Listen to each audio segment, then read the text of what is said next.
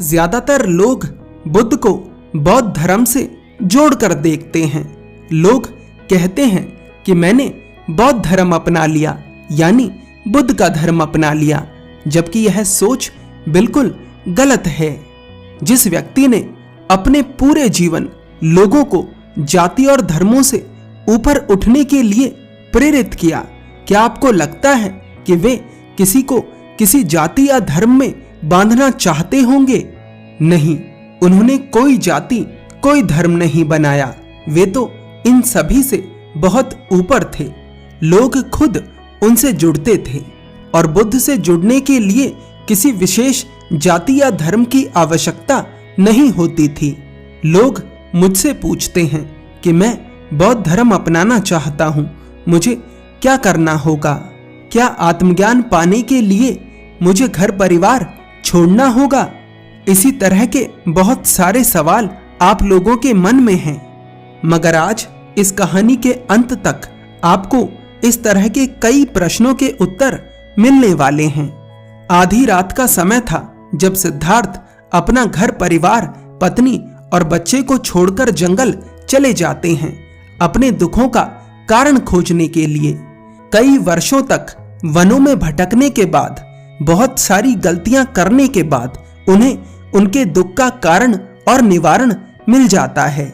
यह बात तो सभी जानते हैं, लेकिन एक बात जो बहुत कम लोग जानते हैं कि यशोधरा ये जानती थी कि सिद्धार्थ संन्यास लेना चाहते थे। यशोधरा सिद्धार्थ की पत्नी थी। सिद्धार्थ ने घर छोड़ने से पहले यशोधरा को ये वचन दिया था कि जब उन्हें उनके सभी प्रश्नों के उत्तर मिल जाएंगे, जब उन्हें उनके दुख का कारण और निवारण मिल जाएगा, तो वे उनके पास वापस दोबारा आएंगे। जब सिद्धार्थ परम ज्ञान पाकर बुद्ध बन जाते हैं तो वे अपने वचन को निभाने के लिए कपिलवस्तु के लिए प्रस्थान करते हैं। रास्ते में जो भी उन्हें मिलता है वे उन्हें सद्धर्म का मार्ग बताते हैं। रास्ते में बुद्ध अपने पहले 5 भिक्षुओं को उपदेश भी देते हैं। जब बुद्ध अपने भिक्षुओं के साथ राजमहल के द्वार पर पहुंचते हैं तो देखते हैं कि उनके परिवार के सभी सदस्य उनके स्वागत के लिए द्वार पर खड़े हैं, सिवाय एक को छोड़कर। केवल यशोधरा ही उनके स्वागत के लिए वहां नहीं खड़ी थी।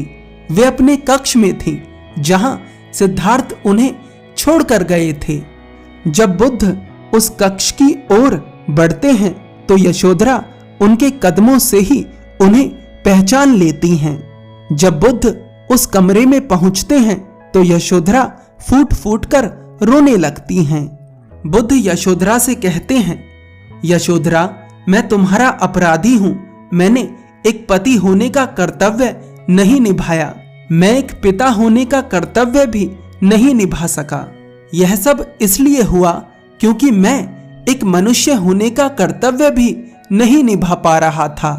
मेरे इस पुनर्जन्म के पीछे तुम्हारा बहुत बड़ा योगदान है। तुम्हारे सहयोग के बिना मैं मुक्ति नहीं पा सकता था।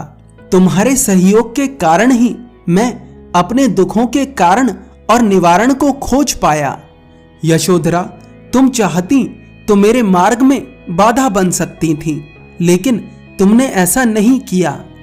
यशोधरा पूछती हैं, जिस परम सत्य की खोज में आप कई वर्षों तक जंगलों में भटके, क्या वह परम सत्य आपको यहाँ नहीं मिल सकता था?